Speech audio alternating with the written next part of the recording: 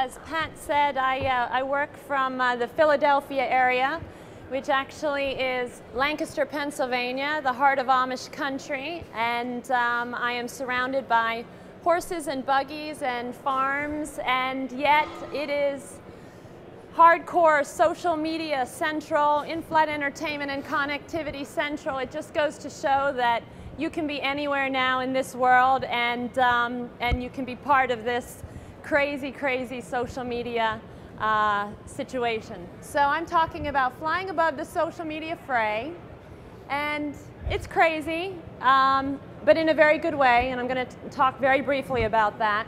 But before we go there, I think it makes sense to take a real quick look at the media landscape, what it used to look like, what it looks like now, and what it could potentially look like in the future.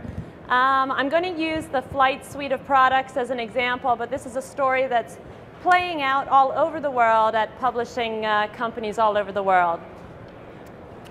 So, Flight International, it's a 100-plus-year-old magazine. It's been around since pretty much near the beginning of Flight.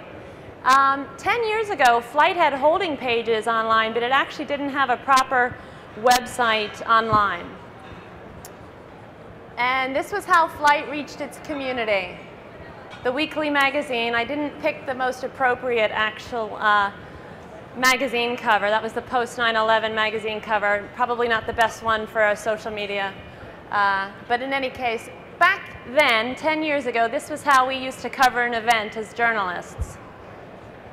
We would write the news, and write a news stories about an event, and then after some thought and analysis, write a feature. So a very static way of responding to news. That was then, and this is now. It's a whole different world out there, as you all know. With the advent of Web 2.0 and channels that go back and forth, it's an interesting situation, and it includes everyone. Everybody has a voice. With Web 2.0, everybody has a voice. So we have this new term called citizen journalism, and that means that everyone can be a journalist. If you want to blog, you can wake up one morning, set up your own blog, wham bam, and you're working as a journalist. And increasingly, bloggers are being taken more seriously, and as Cranky's a perfect example, there's now a new kind of journablogger phrase that we have out there. So it's bloggers, it's journalists, we're all participating, we're all creating the news. But media has had to evolve very, very quickly, or else a lot of journalists would be out of jobs in this new world. So for Flight, our response was to develop the FlightGlobalcom website, which I consider a hub, essentially. And then we have an army of journalists Twittering and Facebooking and blogging and writing articles and features, and essentially being the feeders, if you will, into this hub. And this is what it looks like. It's no longer that whole static magazine. It's a very interactive website where people can participate in forums. There's blogs, there's Twitter, there's the whole 9 yards, and some really great hard news. So how do we cover an event today versus a decade ago? Let's get an event. Let's combine a US Airways A320, a flock of geese, the Hudson River, and a hero pilot, and that kind of creates an interesting event.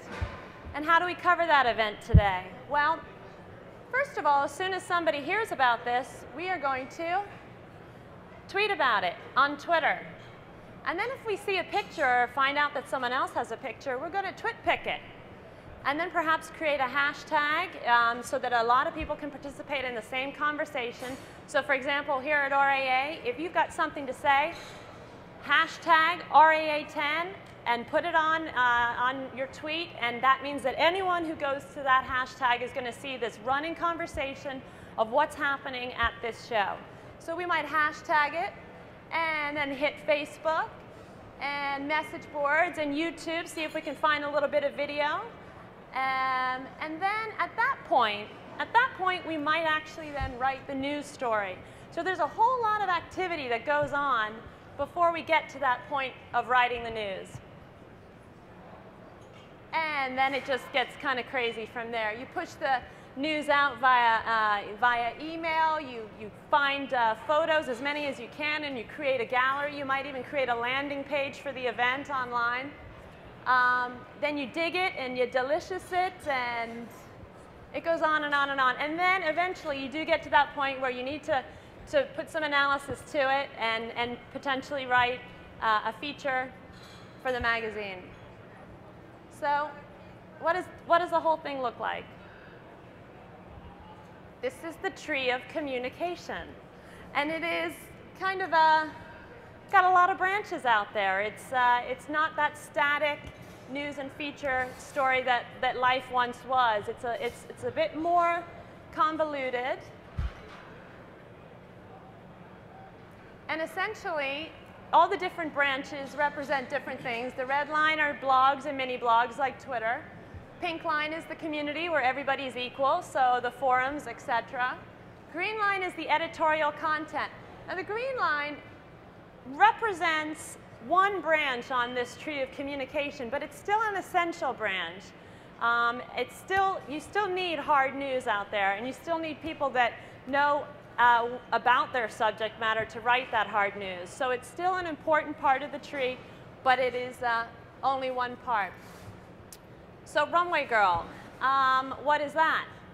A couple years ago, my company said, we really need to embrace social media and emerging media, and in addition to all your other regular duties, we would like you to start blogging. And I said, when will I find time to do that? And they said, well, you're just going to need to find time. So I didn't give much thought to the name. In fact, I did a poll with my colleagues at Flight and said, what should I call it? And my colleague at the time, who's now at Aviation Week, but at Flight International, a longtime Flight International journalist, Graham Warwick, said, Mary, why don't you call it Runway Girl? And I said, oh, all right, that sounds cute and kind of plays off my height, and why not? Let's do it.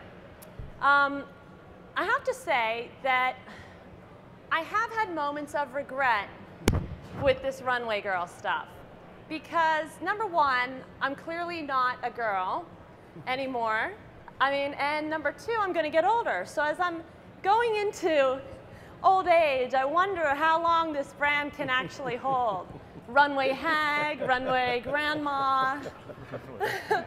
So that was a concern. Another concern was I had spent, a good decade working as a print journalist and as hard news journalist, and all of a sudden people started thinking, who is this Runway Girl? Is she like a flight attendant, or does she know what she's talking about? Does she really have any knowledge of the industry? So for a while there, I wasn't even sure if this was the right way to go, but obstacles have been crossed, and now I'm happy to say that people understand what it is and what it's about.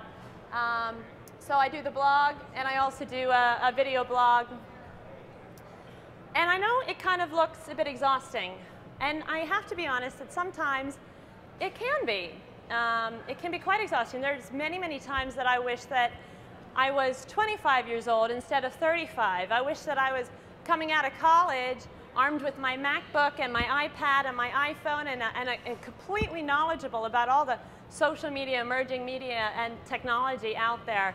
As a journalist that did not have that, I've had to understand it, grow, and in fact, in large part, teach myself. But it's absolutely essential for anybody who wants to stay abreast of what's going on to be willing to do that, to be willing to go outside your comfort zone and really learn this stuff, because it really makes a huge difference to know it and to know it well. So a lot of the sites that we're hitting, I would normally hit now to gather information. Twitter, Facebook, the blogs, the forums, that has all become invaluable resources for news gathering. So in that aspect, social media has become a huge help as a journalist.